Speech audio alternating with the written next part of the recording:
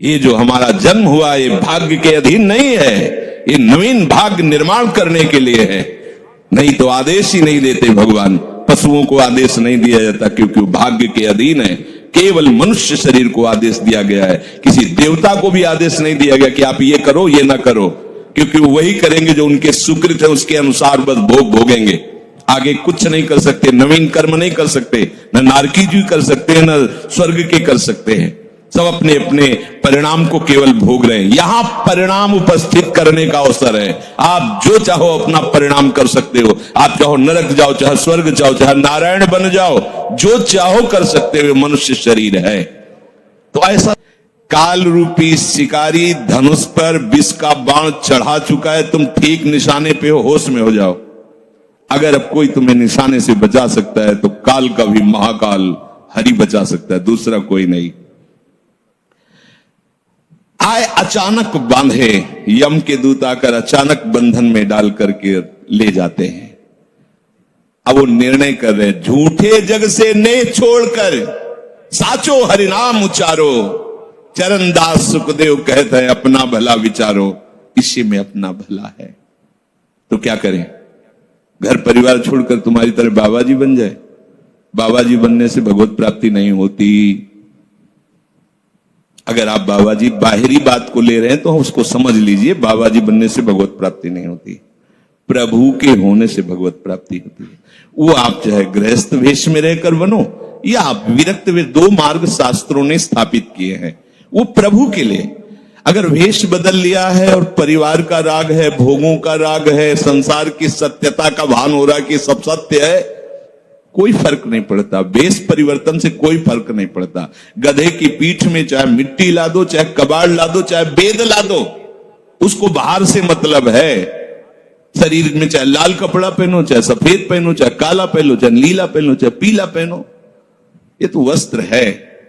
आपका उद्देश्य क्या हुआ? आपका अपनापन कहां गया? ये खास बात है। कहीं ऐसा नहीं लिखा कि बाबा जी बनने से वो मोक्ष पद प्राप्त, नहीं।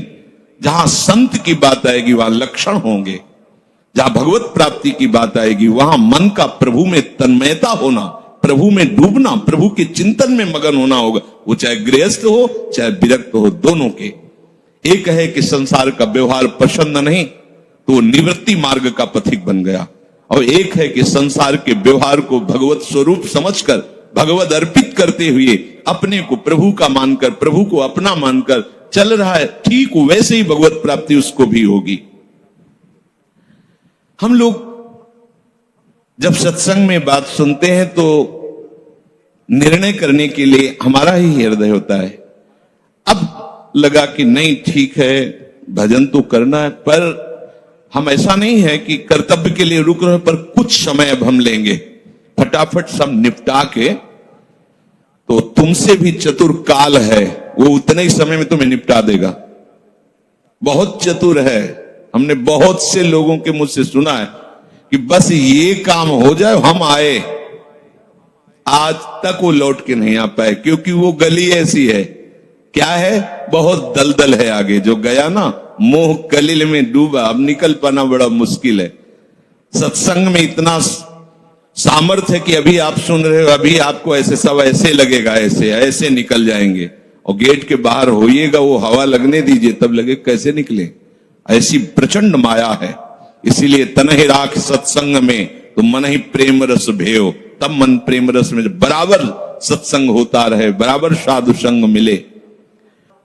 ऐ साधो, ये तमाशा है, तमाशा बस 2 घड़ी का तमाशा है। यहां जितने इकट्ठे हुए हो ये सब मिल नहीं सकते। माता पिता भाई बंधु सब बिछुड़ते चले जा रहे हैं।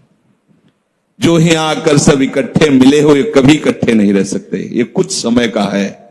संतों ने इसे 2 घड़ी का ऐसे ऐसे व्यतीत हुआ। हम लोग परिवार को अपना मैं मानकर, मेरा मानकर के जो पोषित कर रहे हैं वो कुछ समय के लिए है। जैसे नाव नदी के ऊपर बाट बटाऊ आए, मिल मिल जुदे होए पल माही आप को जावे।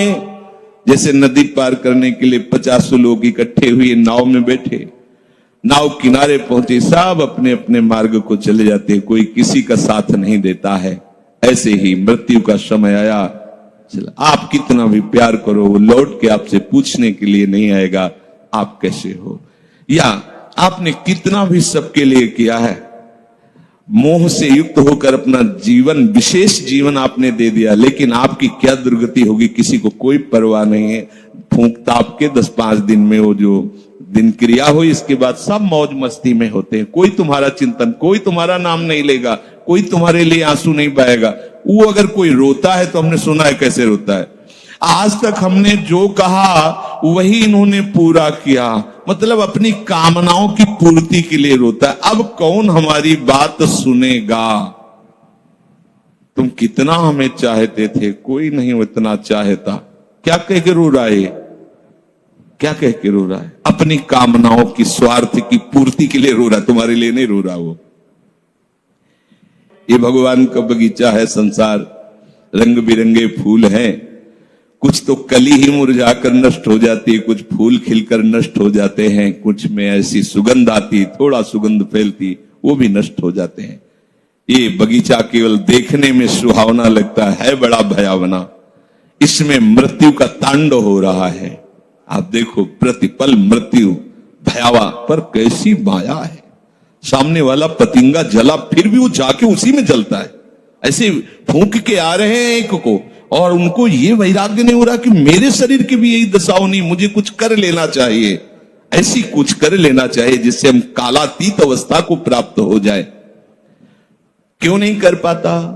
दारा सुत संपत्ति को सुख, ज्यों मोती ओस बिलावे, यहाँ ही मिले और यहाँ ही नासे, ता क्यों पछतावे। अरे भाई, ये पुत्र परिवार का मिलन और ये सुख ऐसा है जैसे पत्ते में ओस की बूंद, कितने सेकंड में ढल जाएगी कुछ पता नहीं। ऐसे ही ये है। बड़े हर्षित हो रहे हैं, बाजे बजवा रहे हैं, बहुत दिनों बाद लड़का हुआ है, फूले नहीं समा रहे, और काल की अवधि बहुत अलू खत्म। अब वो बूंद जो है पत्ते में गिर गई। अब किस बात को लेकर यहां खुशी मनाई जाए, किस बात को लेकर हम यहां गर्व करें? बहुत सावधानी की जरूरत है। जो यहां मिला वो यहीं छूट जाएगा। आप जब जाओगे तो आपके साथ हरि भजन वो किया नहीं, आपके साथ ही हरि उनको माना नहीं, क्या करो? कुछ दे दे, क्या?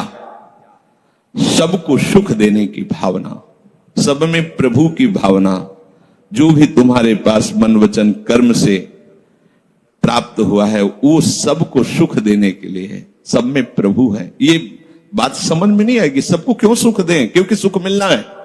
आप सिद्धांत समझो, आप सबके सुखों को खींच करके उनको दुख देकर सुखी होना चाहते हो, तो वो दुख लौटकर बड़ा भारी रूप रख करके आपको भोगना पड़ेगा। आप दूसरे को सुख दिए तो सुख लौट के बड़ा भारी सुख आपको देगा। ये सिद्धांत समझो ना, पर समझ ठीक है नहीं।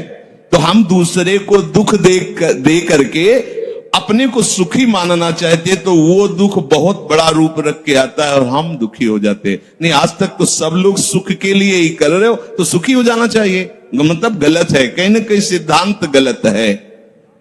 सत्संगति को लाभ बड़ो है, साधु भक्त समझावे, चरण दास ही राम सुमिर ले, गुरु सुख देव बतावे।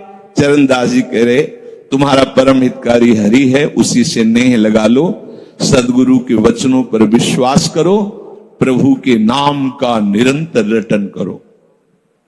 अब ये बात हमारी समझ में आई सत्संग के द्वारा कि हमारे जीवन के जो दो बात उद्देश्य बन रहे थे कि एक तो क्या करें, परिवार का पोषण करें या हरि भजन करें। तो दो भाव जो बने थे उनको तो मिटा दो, दो है ही नहीं। घर गृहस्थी में जो है बिल्कुल उसे बंधनकारक मत समझो। प्रभु का सब कुछ मानकर नाम सुमिरन करते हुए जो सेवा करो, अरे बड़ा आनंद आता है। आपको लगता है कि बैठकर भजन होता है, बिल्कुल ये मन की चाल है, नहीं होता। मन को भजन में नहीं लगाओगे तो चाहे पड़े रहो चाहे बैठे रहो, भजन नहीं होने वाला। और अगर भजन में लगाओगे तो फावड़ा चलाते हुए भजन होगा। जब नाम का अभ्यास करना था तो नई अवस्था थी, तो गुरुजन हर समय सेवा में लगाए रहते थे। बड़ी बड़ी पत्थर की शिलियां आश्रम में थी, उठा उठा कर उनको जमा कर खोद के बना बराबर करना, तुलसी का बगीचा लगाना, गेंदे का बगीचा लगाना, और वृक्षों को हैंड पैप से भर भर के पानी 100 बाल्टी खूब सींचना खूब, और उसमें भी नाम स्मरण करना। और जो पूर्व सदगुरुदेव भगवान थे, बड़े ही बाहरी कठोर नियम वाले, और उस समय नाम का अभ्यास उसी समय करवाया गुरुदेव भगवान ने। ऐसे नाम पूरे में सोने लगाना, गुरुदेव भगवान की कृपा से समझ में आया। तो हमें लगता है कि कोई भी काम करते हुए भजन हो सकता है, कोई भी।